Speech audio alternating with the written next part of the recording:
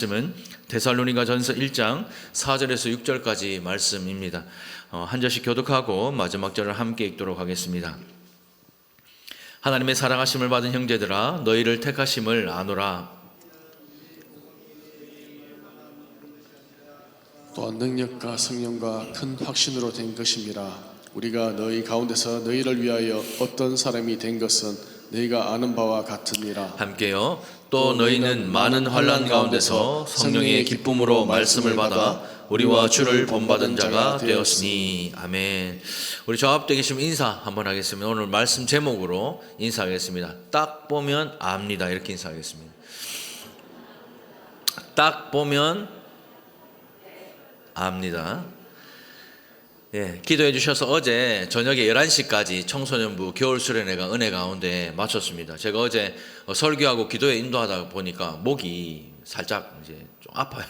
목이 좀 간 것 같은데, 그래서 위에서 기도해 주시고, 오늘 혹여나 설교 들으실 때 좀 거슬리더라도 성령의 기쁨으로 말씀을 받아주시기를 바랍니다.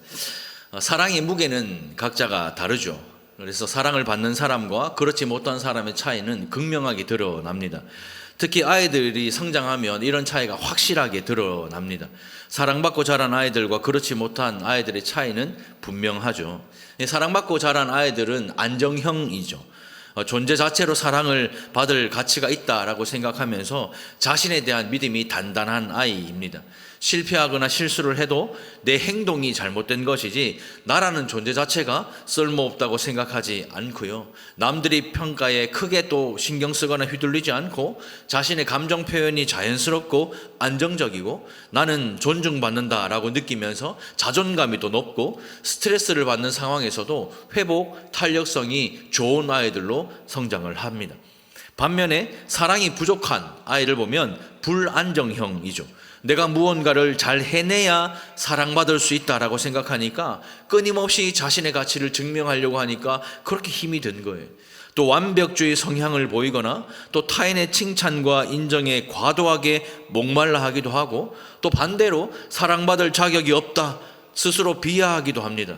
그래서 불안, 분노, 두려움이 많고 좀 감정 표현이 상당히 서툴고요, 지나치게 과하기도 하고 지극히 자신의 가치를 낮게 평가하는 낮은 자존감을 가질 수 있다라고 합니다.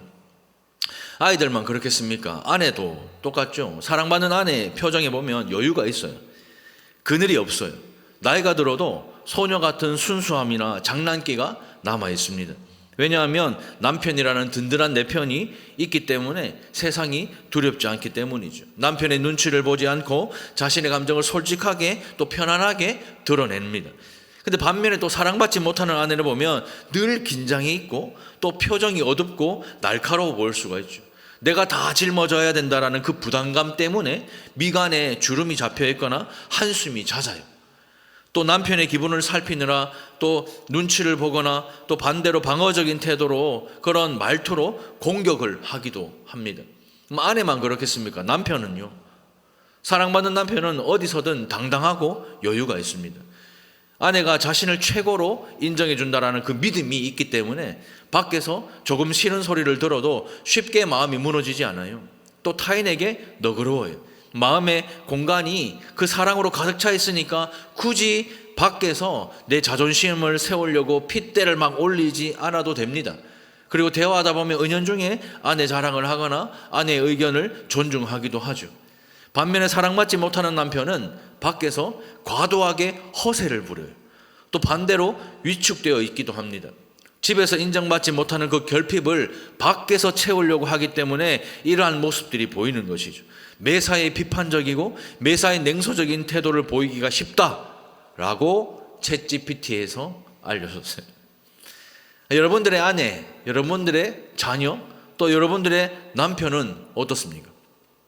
사랑 많이 받고 자란 자녀들 맞습니까? 그렇다 하기도 좀 그렇고. 자, 그러면은 여러분들 옆에 있는 아내를 한번 보십시오. 미간에 주름이 져 있고 표정이 어둡습니까? 성호장님 자신 있게 좀 보셔야 돼. 지금 권사님이 뭐 맞아가 핀 게 아니에요. 성호장로님이 얼마나 사랑해 주신 권사님 주름이 없다. 주름이, 표정이 어둠이 없고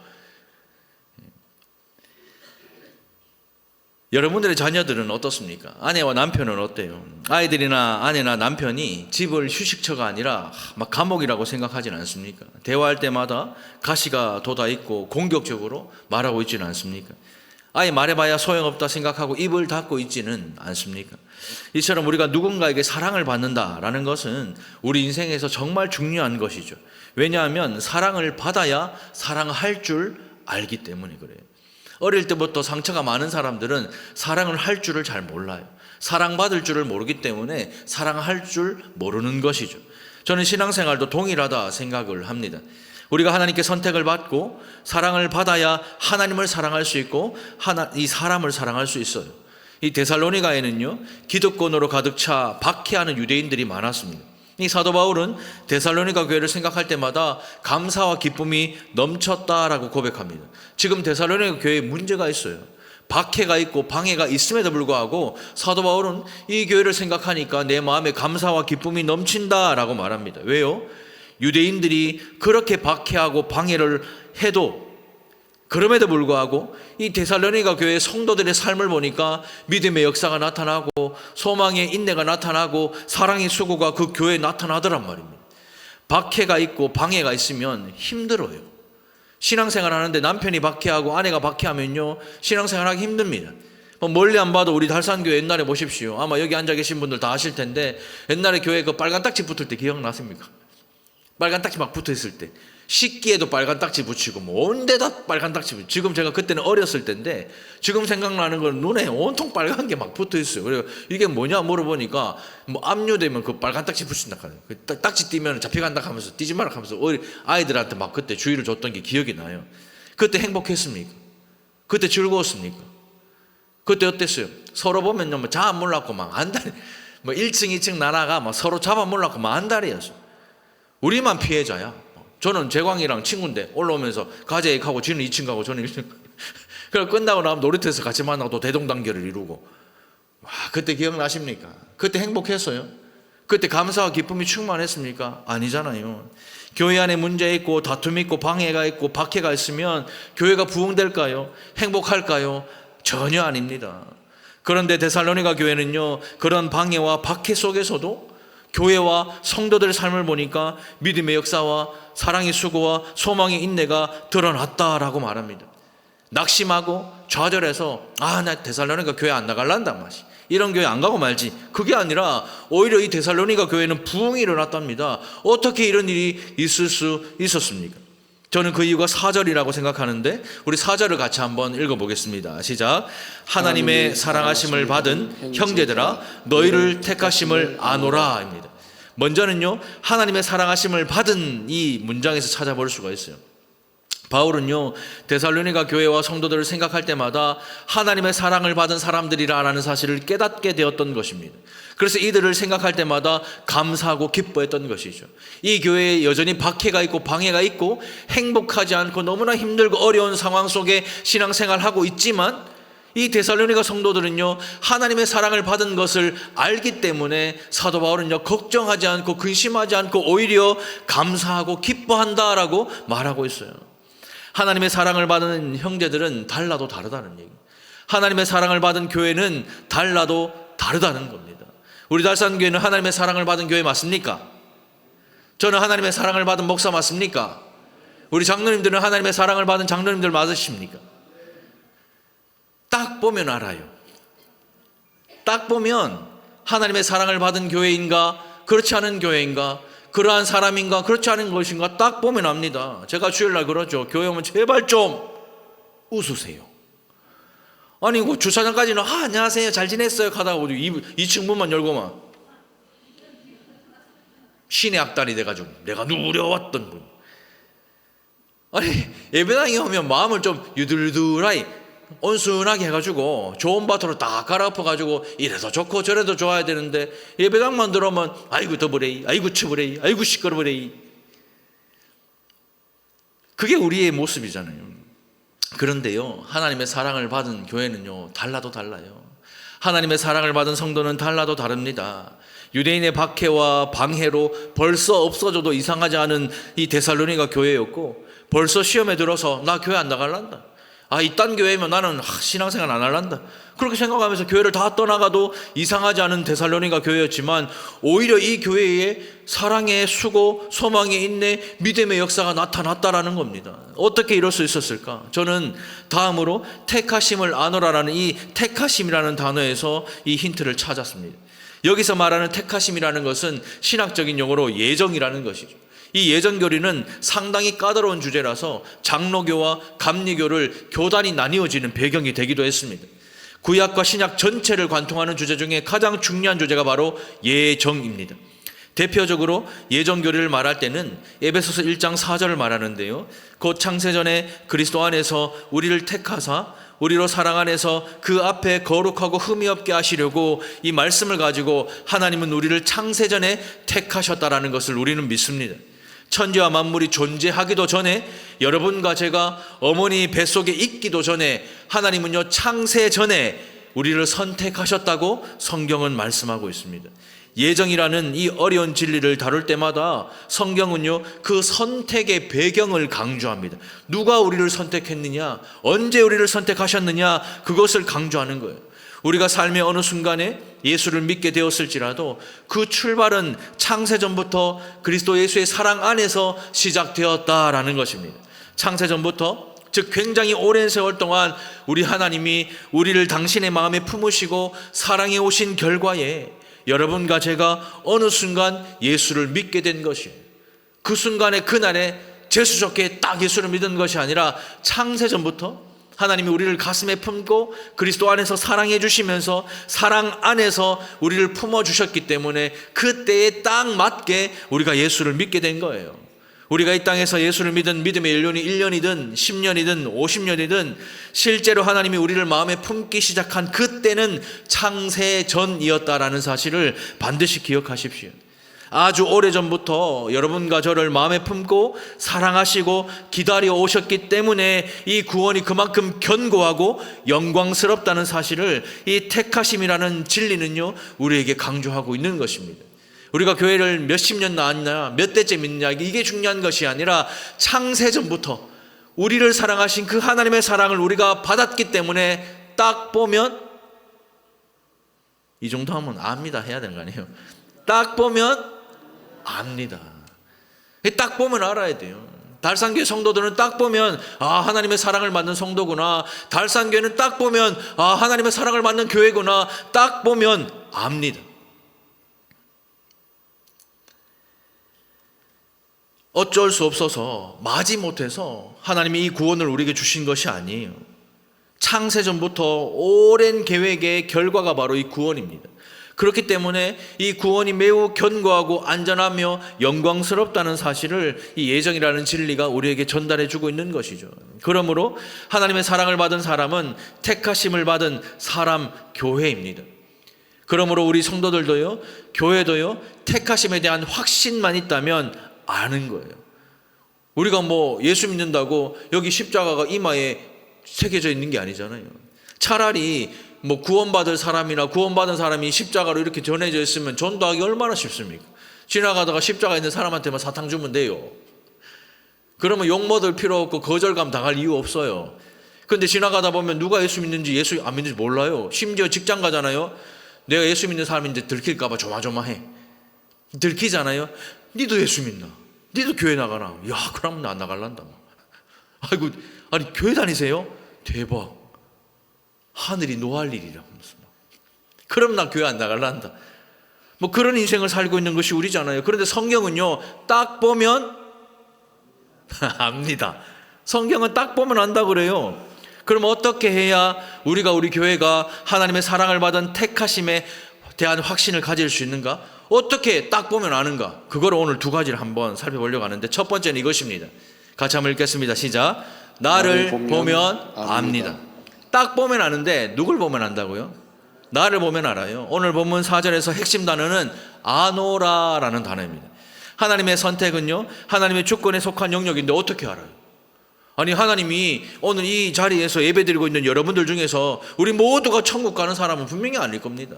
예수를 인격적으로 믿고 거듭난 사람만 천국에 갈 수 있어요. 이 자리에 앉아있다고 모두가 천국에 가겠습니까? 그럼 동네방네 사람들 다 끌고 앉혀놓으면 다 천국 가요? 아니에요. 예수 믿고 구원받아야 천국 가는 겁니다. 근데 성경은요, 안 돼요. 아니, 예수 믿고 구원받는 것은 우리의 영역이 아니잖아요. 하나님의 영역이잖아요. 전적으로 하나님의 주권적인 섭리에 포함되어 있는데 사도 바울은요, 안 돼요. 누군가가 성도인 우리를 볼 때에, 누군가가 달산교회를 볼 때에 하나님이 선택하셨는지 그렇지 않은지를 안답니다. 아니, 어떻게 그걸 알 수 있죠? 어떻게요? 그것은요, 택함을 받은 성도인 나에게 나타나는 표시 때문에 알 수 있다라는 겁니다. 5절 상반절을 메시지 성경으로 보면 이렇게 되어 있는데요, 우리가 여러분에게 전한 메시지는 단순한 말이 아니었습니다. 그것은 하나님의 능력이었고 성령의 역사였으며 여러분의 삶을 완전히 바꿀 수 있는 확신이었습니다.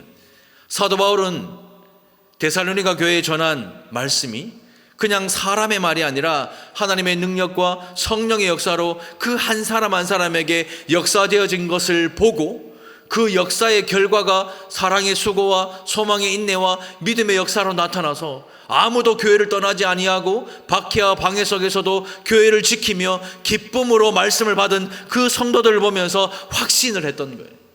구원받은 사람이구나. 이 교회는 진짜 하나님이 사랑하는 교회구나. 그 확신이 이 바울에게는 있었던 것입니다. 바울은요, 이 데살로니가 교회에 전한 복음이 말로만 이룬 것이 아니라 하나님의 능력과 성령의 역사를 통해서 이들의 삶을 완전히 뒤바꿀 수 있는 확신이 되었다라고 확신 있게 선포하는 거예요. 설교자의 설교만 들으면 신앙생활 잘할 수 있을까요?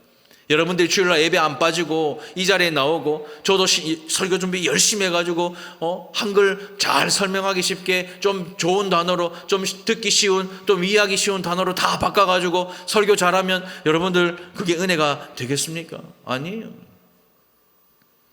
설교가요, 말로만 이르면 여러분들의 삶에 아무런 일도 일어나지 않아요. 매 주일마다 여러분들이 앉아서 귀 기울여 듣는 이 하나님의 말씀이 말로만 여러분들이 받게 되면 여러분들의 가정에, 여러분들의 자녀에, 여러분들의 삶에, 이 달산교회의 나라와 민족에 아무 일도 일어나지 않습니다. 그러니 말씀에 대한 기대가 없는 거예요. 그러니 하나님의 능력에 대한 소망이 없는 거예요.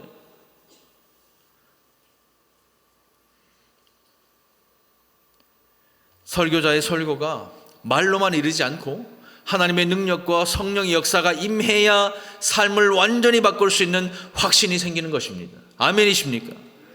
우리는요, 마음이요, 굳은 마음을 가지고 있어요. 모태에서부터 죄를 가지고 태어난 인생이기 때문에 우리 마음이요, 정말 단단합니다. 목회를 하다 보면 다른 데 상처받는 게 아니고 그 마음 때문에 상처를 받아요. 마음을 열면 되는데 마음 열기가요, 쉽지 않습니다.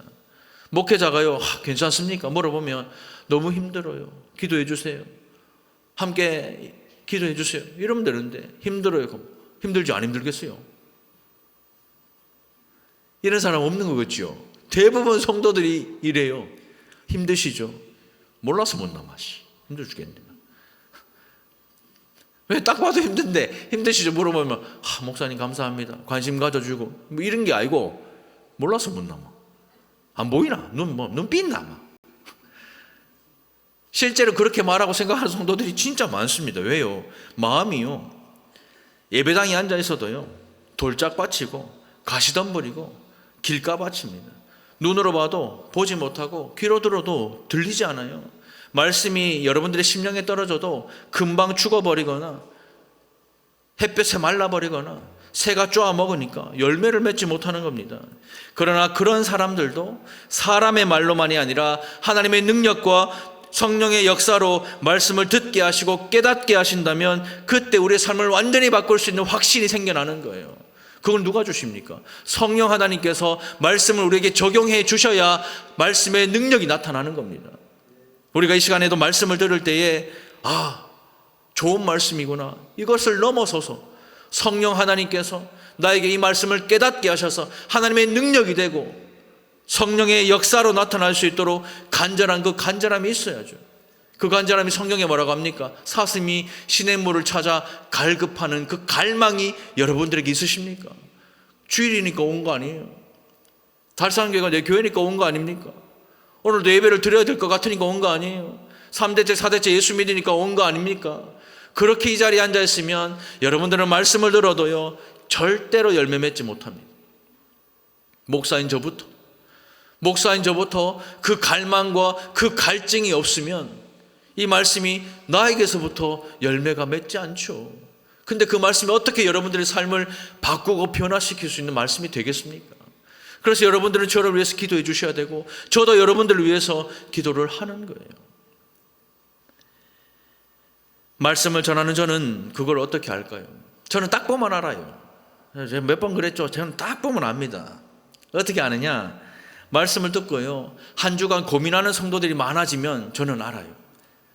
신방하다 보면 전화하다 보면 한두 분 그런 분들이 생기기 시작하는데 목사님 말씀대로 살려고 하니까 진짜 안 되대요.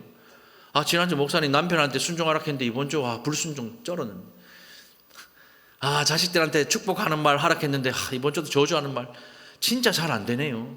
이렇게 고백하는 분들이 한두 분 생기면 저는 알아요. 또 주일에 제가 문자 보내면 답장으로요 한 주간 말씀대로 한번 살아볼게요 이렇게 답장 주시는 분들이 있거든요. 한두 분 그런 분들 때문에 저는 딱 보면 압니다. 여러분들은요 말씀을 받는 여러분들은 어떻게 알겠습니까? 1:1 양육 시작하잖아요. 그러면요 처음에요 사단의 방해가 장난이 아니에요. 요즘 집에 있는 자식 전화번호 외우시는 분이 있어요. 저도 못 외워요. 저도 애들 셋 전화번호 못 외우거든요. 뒷번호만 똑같아가 외우지 중간은 몰라요. 찾아봐야 돼. 아니 지금 자식들 전화번호도 못 외우는데 1:1 양육 시작하면 성경 암송을 해야 돼요. 말씀 암송을 해야 돼. 미치고 환장할 노릇이죠. 또 예수 받으면 양이요 장난이 아닙니다. 지금 1:1 한 사람들은 이렇게 해봤거든. 이게요 장난이 아닙니다. 그래서 마음에 성경 구절을 프린트해가 복사하고 싶은 마음이 막 생겨. 근데 나는 복사했는데 동반자가 복사 안 하고 쓰라고 하면 이게 또 말이 안 되기 때문에 나도 또 써야 돼. 그러면 또 사단이 니는 했잖아. 니 옛날에 했으니까 이제 붙이라. 막 이렇게 막 이제 꼬시기 시작하죠. 그래가 막 붙이가 가면 동반자는 아니 나는 쓰는데 양육자는 국하는데 하면 또 마음이 삐지가 또 전화 와요. 그리고 1:1 시작하잖아요. 그러면 아내한테 전화가 빗발쳐요. 아내가 전화하면 여보세요. 예 집사님 하고 저 눈치를 한번 살피고 거실을 갑니다. 그럼 막 전화 통화를 오래 해요. 근데 내가 뭐 통화하는 뭘 정하래. 그래 옆에 앉아보면 집사님 1:1 하실 수 있어요. 힘을 내세요. 외우는 거 암송 아무것도 아닙니다. 하나님이 은혜를 주실 겁니다. 무한반복. 그러면 한 40분쯤 돼서 집사님 하기로 했어요. 합니다 하고 끊어뿐. 그러면 그 집사님이 해요 또. 근데 한 2주 있다 또 전화 와. 2주 해보 진짜 나 못하겠다라고 막 전화. 어젯밤에도 전화 왔어요. 그리고요 마귀가요 가만히 있습니까? 매일마다 네가 죄를 짓는데 무슨 말씀 공부고 아니 네 성경 공부할 자세나 태도가 되나? 자격 되나? 아니 이번 한 주 내내 그 죄 지어놓고 무슨 하나님의 말씀이고 야야 차라 그만둬라. 계속해서 넘어지게 만드는 겁니다. 그런데 하나님의 말씀이 그 사단을 밀어내는 거예요. 결국 1:1 훈련을 통해 한 사람이 변화되고 그 변화된 사람이 교회 안으로 들어와서 공동체를 함께 세우는 그것을 보고 알아요. 지금 지하식당 가보이소. 못 보던 사람들이 바쁘고 있고 못 보던 사람들이 설거지하고 있고 맨날 일부 예배 드리고 가던 사람들이 앉아가 막 봉사하고 있고 보십시오. 그걸 보면 딱 알아요. 교회에 필요한 곳곳에 성도들이 있는 거 그걸 보면 딱 압니다. 이런 일들이 일어나야 진짜 신앙이죠. 설교를 들으며 고개 끄덕이는 거 중요한 게 아니에요. 마음에 뭔가 말씀 듣고 찬양하고 기도할 때 종교적인 감동이 있는 거 그것이 중요한 것이 아닙니다. 말로만이 아니라 하나님의 능력과 성령의 역사가 함께 와야 진짜인 거예요. 그 진짜 예배를 드리는 저와 여러분들이 되기를 축복합니다. 하나님의 말씀 기록되어 있는 이 말씀은 성령의 검입니다. 성령께서요 무기를 사용하시는데요 공격용 무기는 칼밖에 없어요. 뭐요? 말씀의 검입니다. 말씀의 검은요 양날검이에요. 이것은요 얼마나 센지 우리 사람의 마음과 생각을 감찰하고 혼과 영과 관절과 골수를 찔러 쪼갠다고 말씀했습니다. 그게 하나님의 말씀이에요.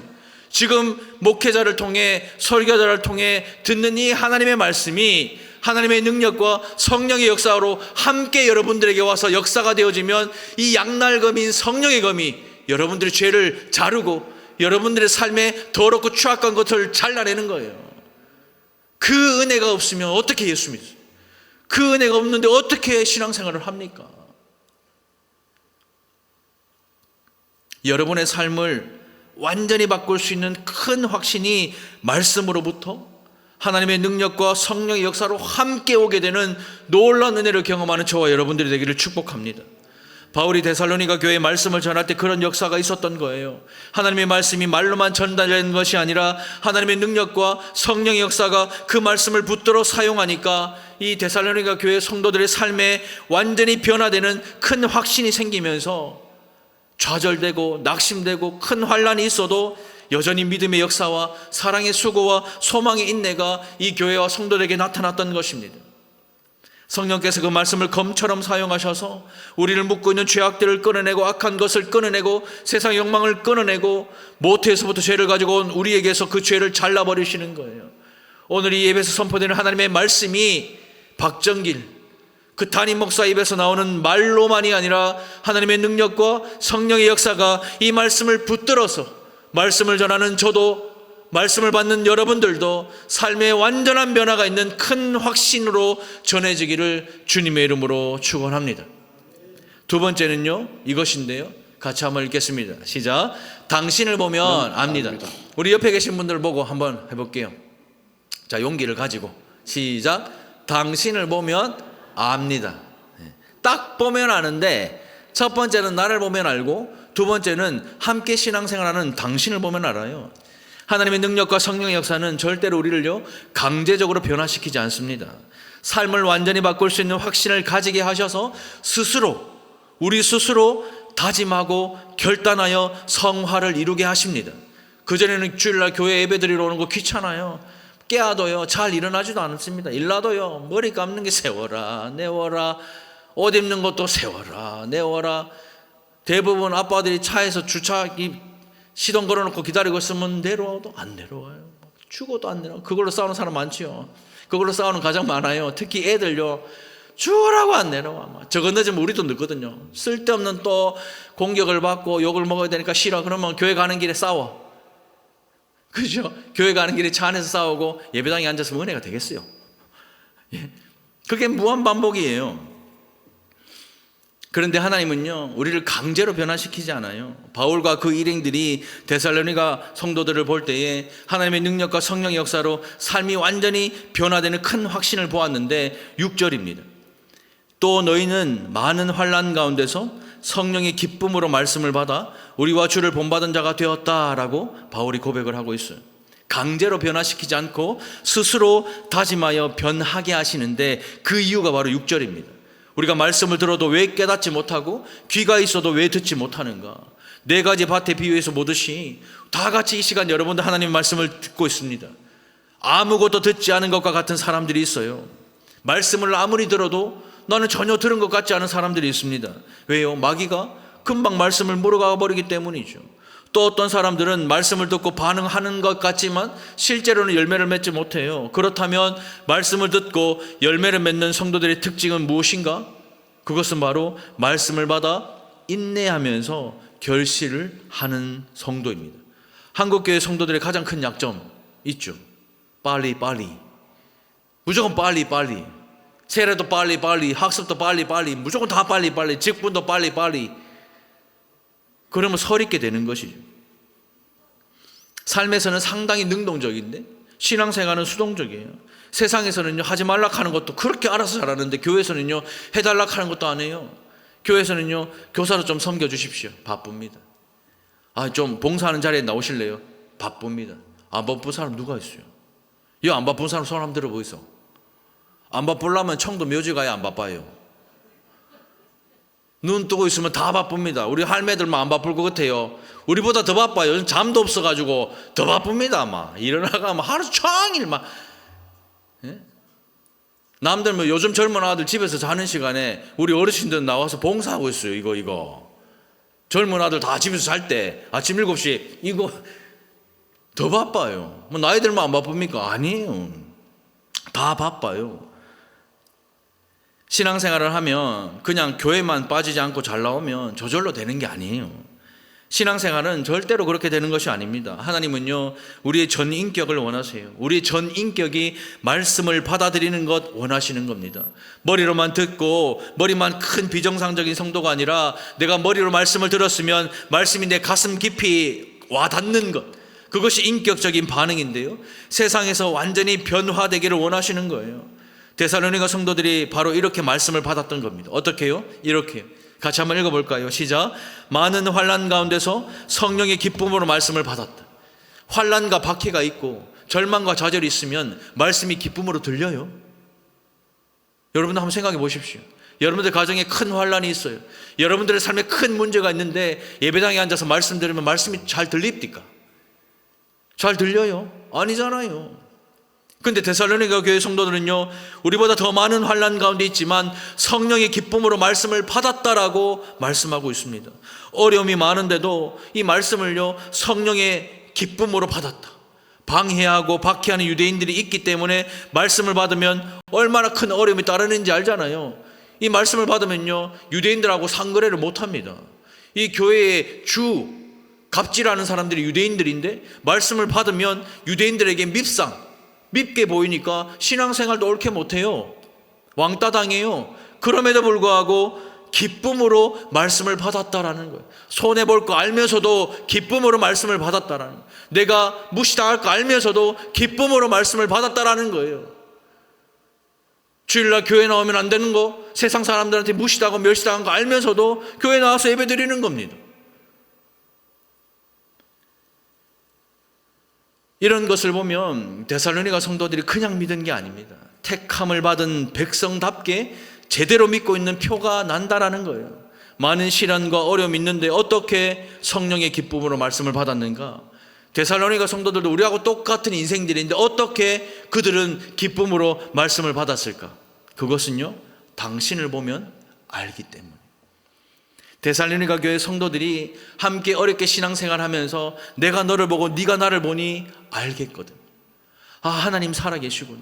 하나님이 나를 지켜주시는구나. 하나님의 역사가 있구나. 하나님의 능력과 성령의 역사가 있구나. 확신이 있으니까 이겨내는 거예요. 오늘날 우리가 말씀을 받을 때는 왜 하나님의 능력과 성령의 역사가 말씀을 통해 우리에게 전해져서 우리의 삶을 완전히 변화시키는 큰 확신이 일어나지 않을까? 왜 매 예배마다 말씀을 드리고 나가면 식당 가서 쓸데없는 소리하고 집에 가서 쓸모없는 소리하고 왜 그렇게 한 주를 또 살아갑니까? 왜요? 우리 마음에 큰 변화의 확신이 일어나지 않으니까.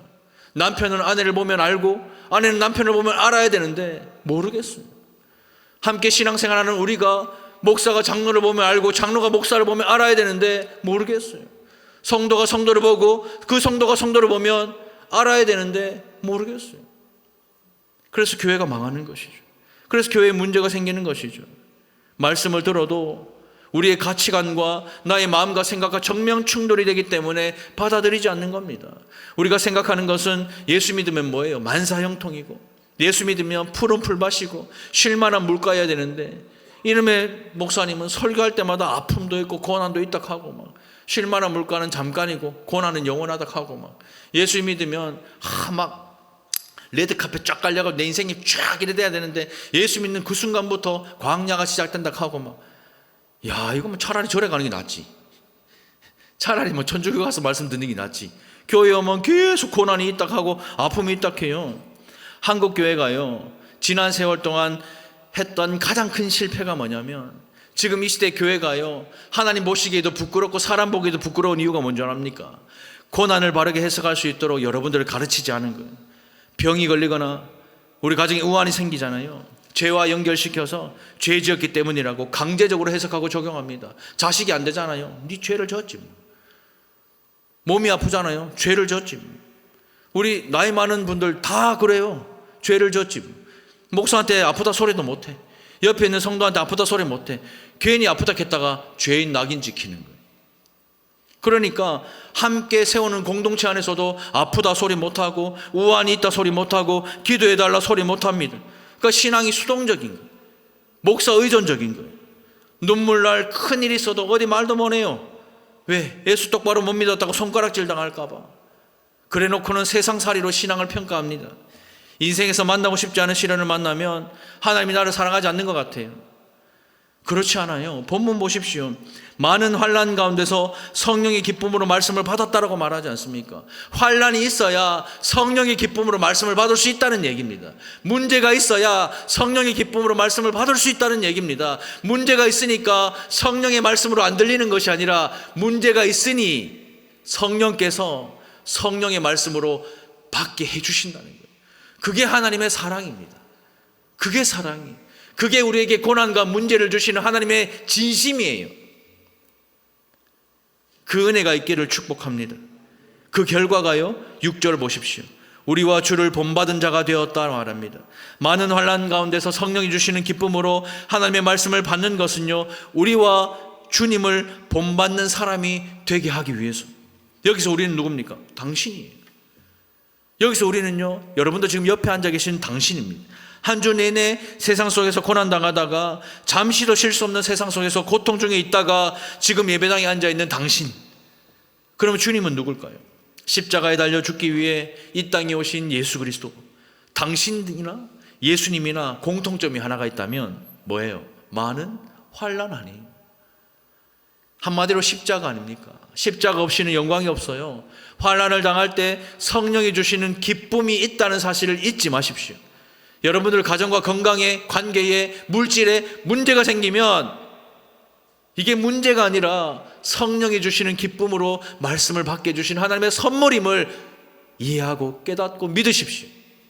예수를 믿는다고 하지만 여전히 환난보다 내 자식 잘 되는 거, 돈 많이 생기는 거, 전부 그런 것뿐이지 성령이 주시는 기쁨 없어요.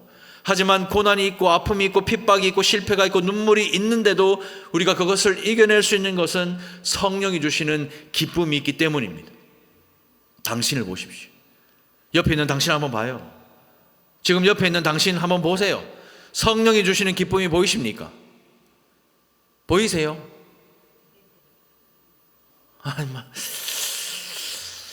보이세요?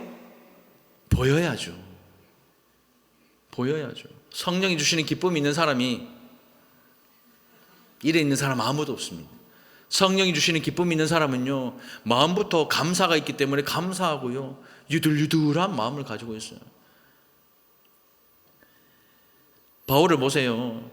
빌립보에서 매를 맞고 감옥에 갇혔지만 억울해하기는커녕 노래하고 감사하고 감격해요.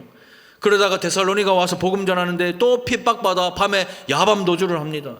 사랑하는 데살로니가 성도들을 그대로 내버려 두고 베레아로 떠나는데 베레아에서도 핍박받으니까 또 도망을 가서 아덴으로 갑니다.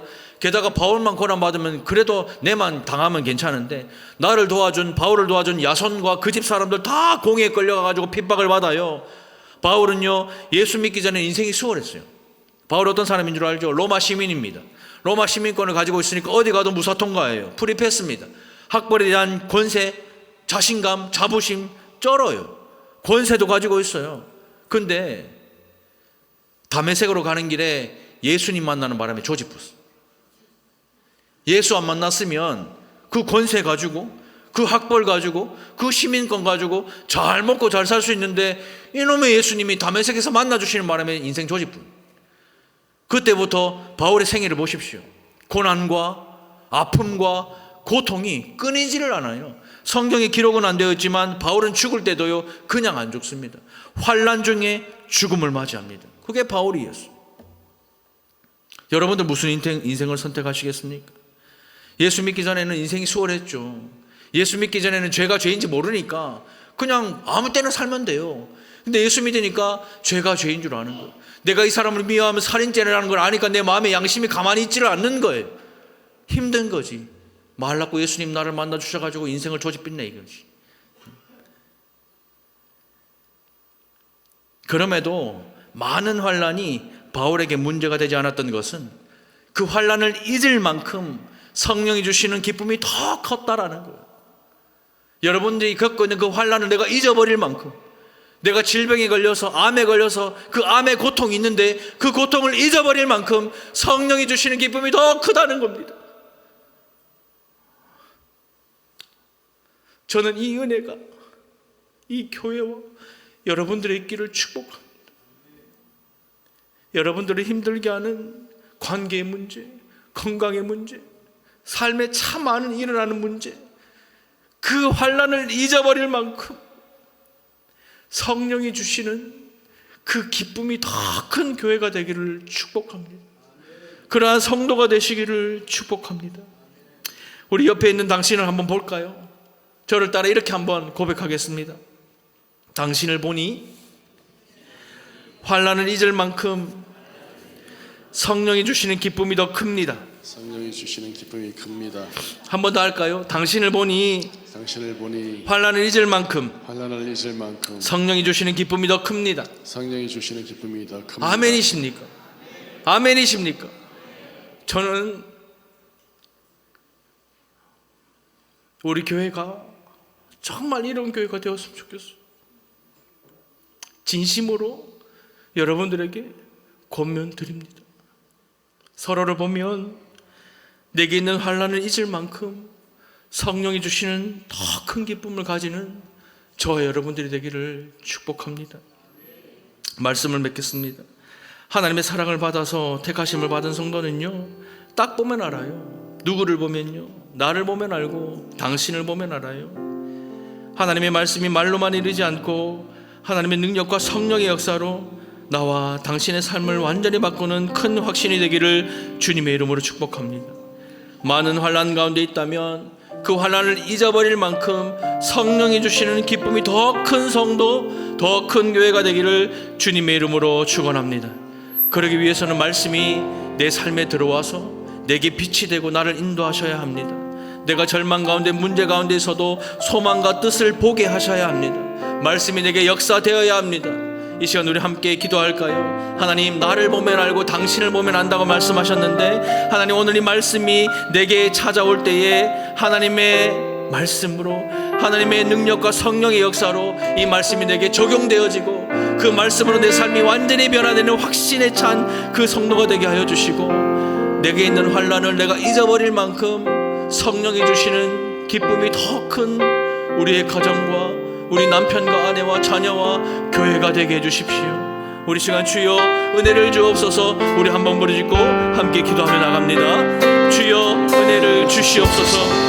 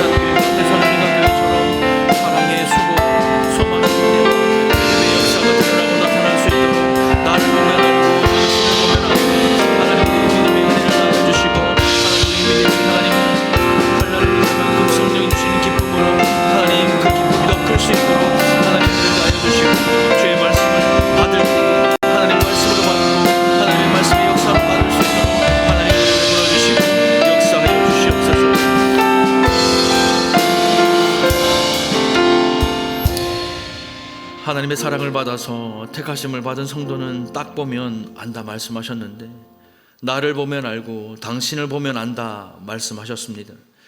이제는 하나님의 말씀이 말로만 이르지 않고 하나님의 능력과 성령의 역사로 나와 당신의 삶을 완전히 바꾸는 큰 확신으로 우리가 말씀을 받을 수 있도록 하나님 간절히 원하오니 은혜를 베풀어 주시옵소서. 많은 환난 가운데 있다면 그 환난을 잊을 만큼 성령이 주시는 기쁨이 더 큰 성도, 더 큰 교회가 되기를 소망합니다. 그러기 위해서 말씀을 들을 때 말씀이 육신이 되어 오신 예수를 인격적으로 만날 수 있도록 하나님 그 말씀으로 내 삶 속에 들어와 주셔서 내게 빛이 되어 주시고 나의 길을 인도하여 주셔서 절망 가운데, 문제 가운데 있지만 소망과 주님의 뜻을 볼 수 있는 믿음의 눈을 허락하여 주셔서 우리 달산교회도 데살로니가 교회처럼 믿음의 역사와 사랑의 수고와 소망의 인내가 나타나는 아름답고 복된 교회가 될 수 있도록 은혜를 베풀어 주시옵소서. 그러기 위해서 말씀을 듣겠습니다. 뜻대로 살겠습니다. 은혜를 베풀어 주시옵소서.